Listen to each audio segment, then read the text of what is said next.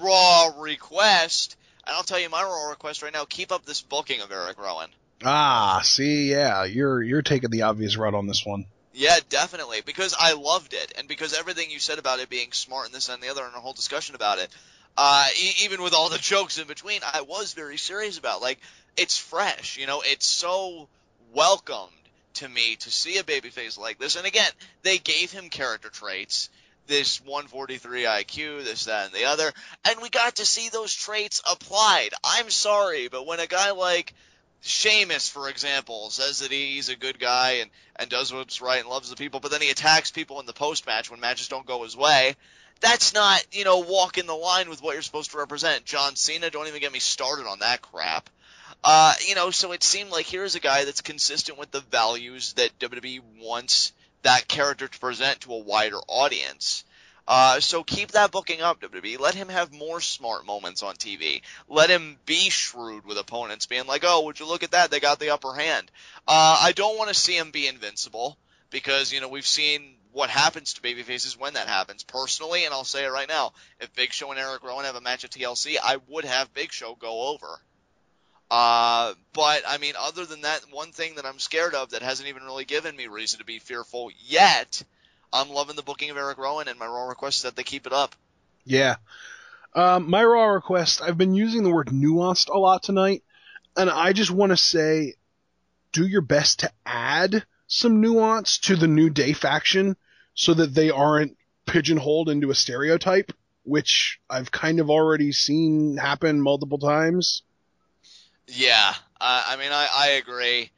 Again, I'm happy for the guys that they seem to be having fun, and the crowd so far, I guess, is into it. But don't let this be another thing where they're just fulfilling another stereotype.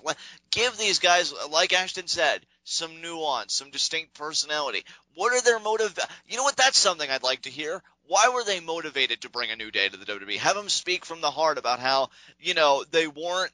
You can even turn it into a babyface thing. You may seem like you're going in a heel direction when you say they weren't satisfied with where they were in their lives, but then they could say, rather than sit around and sulk about it, we decided to empower ourselves and go and make it a new day. And we want to, let everybody know that they have that power in themselves too, or just something like that. And I think that I have a weird feeling that the faction isn't necessarily a black preacher thing. It's more about positivity and trying to be positive. And if they really go with that, I would be into it. I would too. I absolutely would be as well, especially when you have an orator like Xavier Woods. Oh my gosh, yeah. Well, I mean, really, him and Big E are both pretty, and I'm not going to take too much away from Kofi either. Kofi is really good at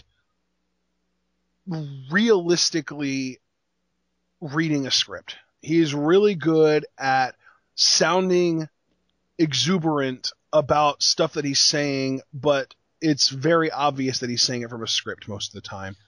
Big E and Xavier Woods, on the other hand, are both just flat out great talkers. And obviously, Xavier Woods is a notch above Big E, but I genuinely think Big E is one of the best talkers that hasn't gotten enough mic time in WWE. And here's the thing, and I love Xavier Woods, but I'll take it in my mind one step further. I'll say, considering the dynamics of this group and what this group may allegedly represent, I would say that Big E is the best talker in that group for the group's purpose. Because I could see Xavier kind of laying out the mission statement or why they are where they are, and then Big E kind of taking us all to, I don't want to say to church, but yeah, taking us all to church, rallying us all up like, this is what we're doing right now, and then Kofi Kingston is just the guy that just pops off. He's like, come on, let's have at it, and then the opponents come out, and then they're just all buzzed and energized, and it's crazy. So, I like what you had to say, Ash. If this is a group that's about promoting positivity, promoting optimism, turning that inward and explaining why they needed optimism in their own lives, and making that personal connection to the gimmick, because personal connections also create a three-way connection of relatability with the crowd, I could sink my teeth into this big time. So here's to hoping they do it. And that's why my Raw request is to add nuance. Aw, yeah. Oh, yes, right. And that brings us to our main event segment, 30-second hot seat. I'm going to take that optimism that we talked about, and I'm going to apply it to myself. I can handle whatever you could throw at me this week, so bring it. All right. Well, John, I'm going to continue a little bit of a trend that we've had recently where I have used our Raw Request segment to kind of plug another promotion, another brand, another show, whatever you call it. Except this time, I'm going to use this opportunity to give Ring of Honor a little nod. Okay. ROH Final Battle is happening on Sunday. Did you know this? I believe, yes, you did mention something about it, if I'm not mistaken. Yeah. Well, my question to you is, what match on this card are you looking forward to most? Can you at least fill me in on the card before I answer that question? Oh, or at least, like, yeah. the main matches? Well, I mean, the match that's getting kind of the most build is there's going to be a fight without honor, which is basically a street fight, for the ROH World Championship between Jay Briscoe and Adam Cole. We've got an ROH World Tag Team Championship match between Red Dragon and the Time Splitters, which is Alex Shelley and Kushida. Jay Lethal versus Matt Sydal, formerly known as Evan Bourne, for the ROH World Television Championship. Ooh. And then we've got Roderick Strong versus Adam Page, Moose versus R.D. Evans, because What? yeah, I guess Moose turned on R.D. Evans, I guess. I don't know. Just a TV taping or something. Michael Elgin versus Tommaso Ciampa, and a 6-man tag match, which is The Addiction, as you know, Daniels and Kazarian, and Cedric Alexander versus the Young Bucks and ACH. Okay, now my time can start, right? Yeah, you have 30 seconds, and your time starts now. I'm going to use this time to be a total douche. My answer is the street fight between Jay Briscoe and Adam Cole for the ROH World title, because Adam Cole is better than each and every one of you. Adam Cole, Adam Cole, Adam Cole, Adam Cole, 2-time ROH World Heavyweight Champion, Adam Cole, Adam Cole. You and your mother, Jay Briscoe, can freaking suck it! Adam Cole! Yeah! Baby!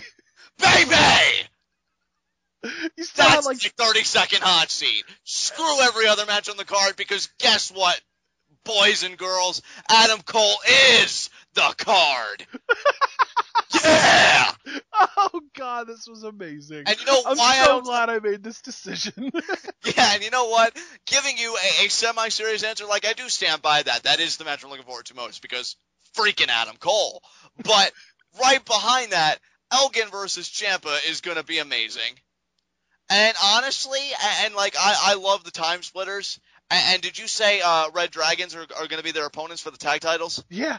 Yeah, that's going to be ridiculous, because you know I love technical wrestlers, and Red Dragons are probably the most legit I've seen since Benoit/Bryan. Yeah, I went there because they impressed me that much in 2 out of 3 falls against the Young Bucks. But I'm looking forward to seeing. We watched that match together. Did you just say Benoit/Bryan? Yeah, Benoit and Bryan. I'm saying I haven't seen anybody look that technically impressive or get me that interested in technical wrestling since those two guys. So. But they were never a tag team. Well, yeah, not a tag team, but I'm just talking about technical performers in general, generally speaking. Oh, so I was so confused there. Okay.